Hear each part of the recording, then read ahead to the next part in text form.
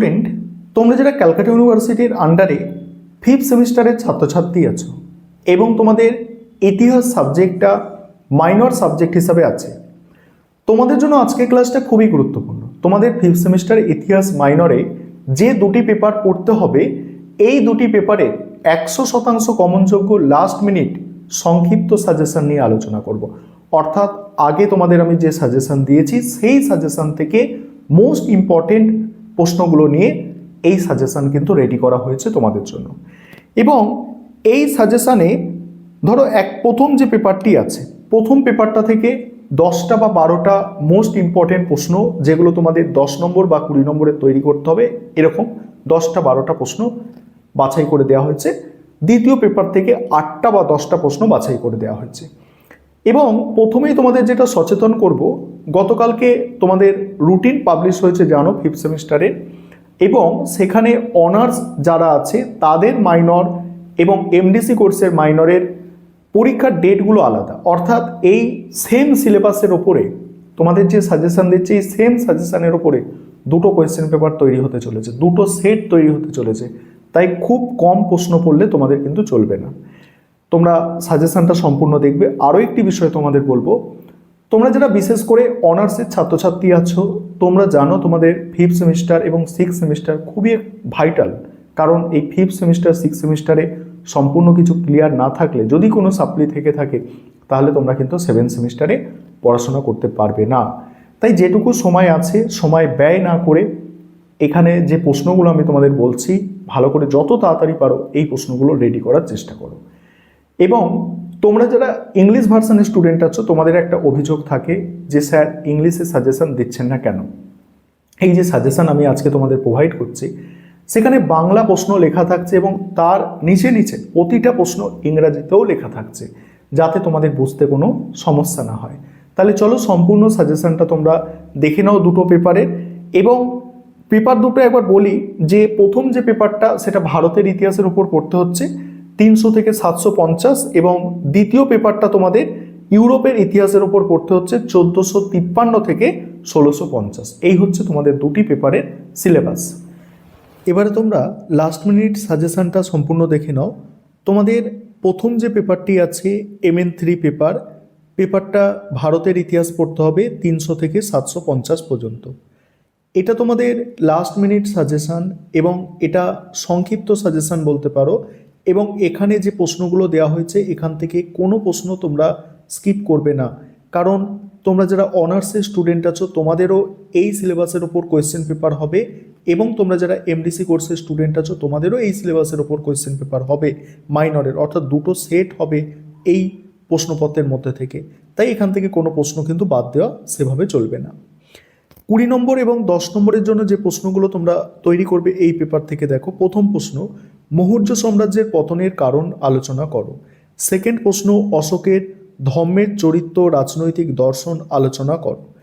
3 নম্বর প্রশ্ন, কুষাণ সম্রাট কনিষ্কের রাজনৈতিক ও সাংস্কৃতিক কৃতিত্বের বিবরণ দাও। বা প্রশ্নটা ঘুরিয়ে আসতে পারে, কুষাণ সম্রাট কনিষ্কের কৃতিত্ব আলোচনা করো। 4 নম্বর প্রশ্ন, খ্রিস্টীয় প্রথম 3 শতকে রোম ভারত বাণিজ্য সম্পর্ক আলোচনা করো।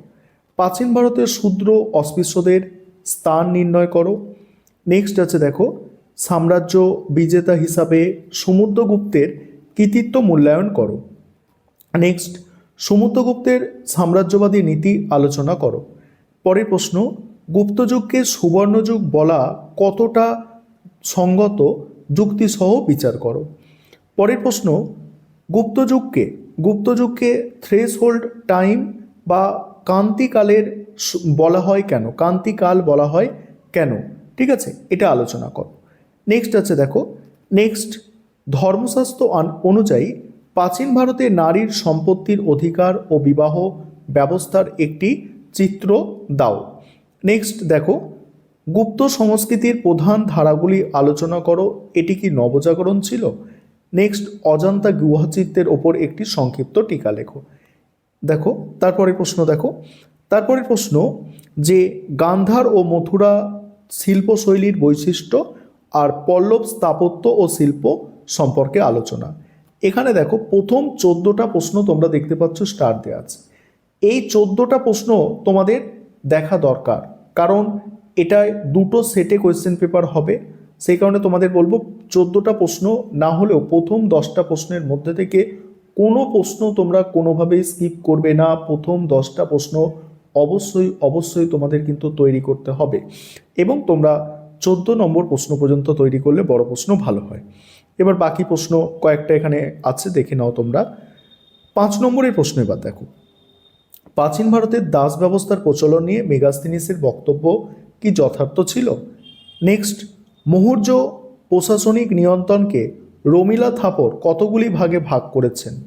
নেক্সট, মৌর্য যুগের রাজস্ব ব্যবস্থার বৈশিষ্ট্য আলোচনা করো। নেক্সট, মৌর্য কৃষি ব্যবস্থার ওপর সংক্ষিপ্ত টিকা। পরের প্রশ্ন, মৌর্যোত্তর যুগে উত্তর ভারতের নগরায়নের ওপর সংক্ষিপ্ত টিকা লেখো। পরের প্রশ্ন, গুপ্ত শাসন প্রতিষ্ঠার প্রাক্কালে উত্তর ভারতের রাজনৈতিক অবস্থার সংক্ষেপে বিবৃত করো। পরের প্রশ্ন হচ্ছে, গুপ্তযুগে নারীদের অবস্থানের ওপর টিকা লেখো। নেক্সট, সঙ্গম সাহিত্য বলতে কি বোঝো? অগ্রহার ব্যবস্থা সম্পর্কে টিকা। গান্ধার শিল্প সম্পর্কে সংক্ষিপ্ত টিকা। নেক্সট আছে দেখো গান্ধার শিল্প সম্পর্কে সংক্ষিপ্ত টিকা। এই যে 10টা প্রশ্ন 5 নম্বরের, এই 10টা প্রশ্ন দেখছো, 5 নম্বরের প্রশ্ন স্টার্ট দেওয়া আছে। এই 10টা 5 নম্বরের প্রশ্ন তোমাদের খুব ভালো করে দেখতে হবে, খুব ভালো করে দেখতে হবে। আর 5th সেমিস্টারটা তোমাদের জন্য সত্যি একটা ভাইটাল পার্ট, মানে এই সেমিস্টার ওপরেই নির্ভর করবে তোমরা যারা বিশেষ করে অনার্সের স্টুডেন্ট আছো তোমরা 7th সেমিস্টারে পড়াশোনা করতে পারবে কিনা।